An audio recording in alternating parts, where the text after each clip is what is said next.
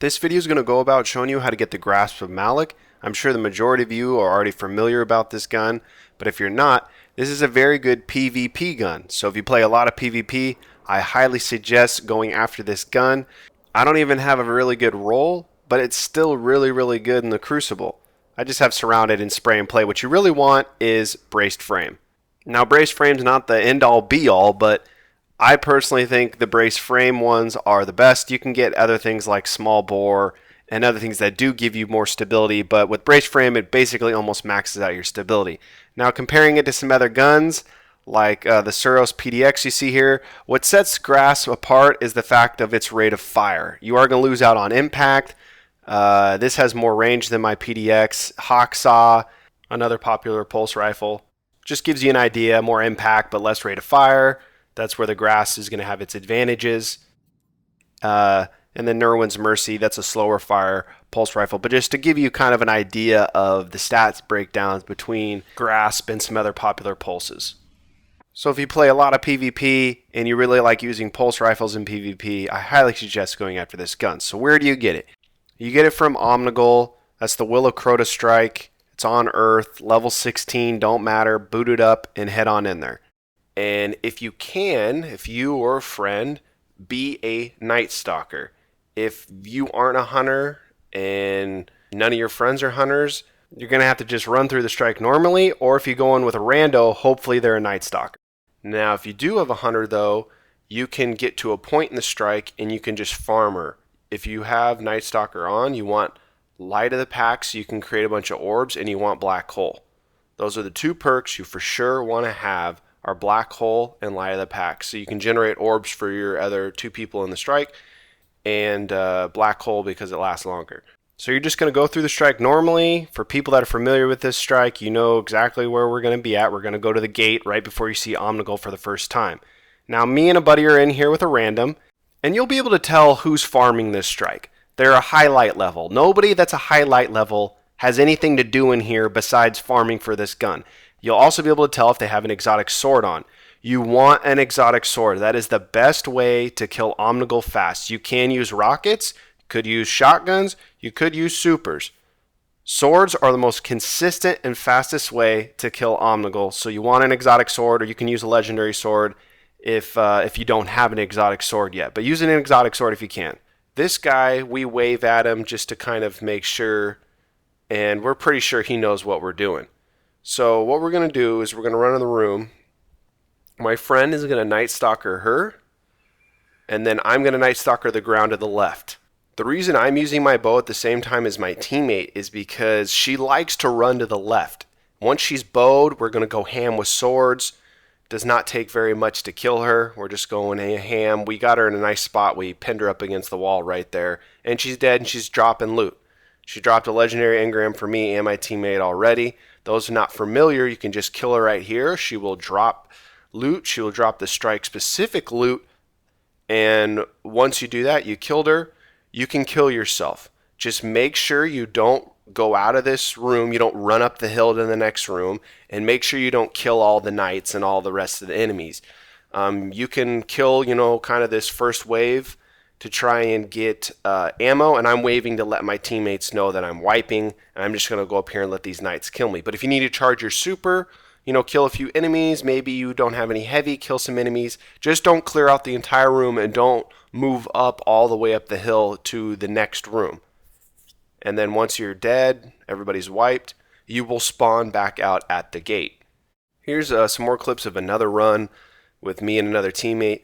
So you want to have two people sorting her and a third person killing the ads that initially spawn. All these thrall will initially spawn right where I'm at right about now.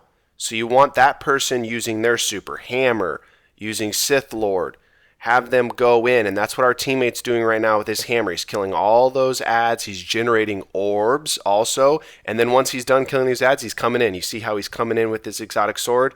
And me and my teammate lucked out. This guy was a really good random. He knew exactly what he was doing. And so me and my teammate, we go attack. We're sorting her. He's going to clear out the initial little wave of ads, and then he's going to come in. The third guy's going to come in and help us finish her off. And it's just rinse and repeating that over and over and over and over and over and over again. You saw we only had one Night Stalker. That's perfectly fine if you only have one Night Stalker, but if you got two other buddies, have two Night Stalkers and have the third buddy, be Titan or be a Warlock so they can generate orbs and kill ads that way. I mean, hell, they could be a hunter too if they want to. You could have 3 Night Stalkers. And like I said, you can just kill ads like that if you want to get some heavy, you need to get some super energy, and you can just farm this thing for however long you want. I will say this, the drop rate is absolutely terrible. It is so atrocious. So what you really want to do is wait for the Will of Crota strike to be that week's Nightfall. With Rise of Iron coming out though, I don't really see this being the Nightfall anytime soon. Maybe before Rise of Iron drops, but not after. And it wasn't ever really the Nightfall for a while, and then they just randomly had the Nightfall, and then everybody just farmed the crap out of this, and everybody got the grasp that they wanted to. The Nightfall, the loot table, the drop rate is a lot more when the strike is the Nightfall compared to when you're just doing the regular strike. And like I said, guys, the drop rate is really bad. Like, I'm not going to lie, it's really bad. I mean, I've come in here multiple times for like little 2-3 hour farm sessions with friends and have gotten just nothing to drop. I think I've gotten 3 grasps, maybe. I think 3 to drop. And even when they drop, it's still a crapshoot, like everything. First, you got to get a drop, then you actually need it to be a good roll. So if you do get one to drop and it has braced frame on it and a good scope, don't just delete it, because chances are you're not going to get really good perks. And even if you don't have a god roll, it's still a really good gun. I don't have anywhere near a really good roll, and it still wrecks in PvP. Everybody kind of got their grasp from the Nightfall Farm Fest, and I wasn't around for that. So if you are a solo player, you don't have friends to play with, this is probably going to be harder to get now because a lot of people aren't farming it anymore. You used to be able to just go in by yourself, regardless if you had friends to play with, and 90% of the time you get matched up with 2 other people farming the strike. And you can tell now, if people are high light level, they're probably still farming the strike. If they have an exotic sword, they're definitely still farming the strike. You can go through the strike normally and kill her at the end and possibly get it from her at the end. This is just a quicker method. If you're going in there with 2 randos, you're a solo player, it's going to be harder now to find 2 people to farm it this way. You might have to just suck it up and go through the strike over and over and over and over again. And I forgot to mention, just before we get into clips, when you're going to sword her, she wants to go up to the left. So you see me and my teammate, we position in front of her, and we try and hack her back towards the enemies. We don't want to hack her up the hill because you're just helping her momentum her way up the hill. And she can't escape that tether. The second you hit her with that tether, that's why we like using the double tethers, and she really doesn't go anywhere. But if you only use one, a lot of that time she'll start booking it up towards the left slowly but surely, and she'll escape your tether. That's why you want to hack her back down the hill towards the enemies to kind of negate that. Let's get into some clips of the grasp in action in PvP. You'll be able to see the rate of fire here.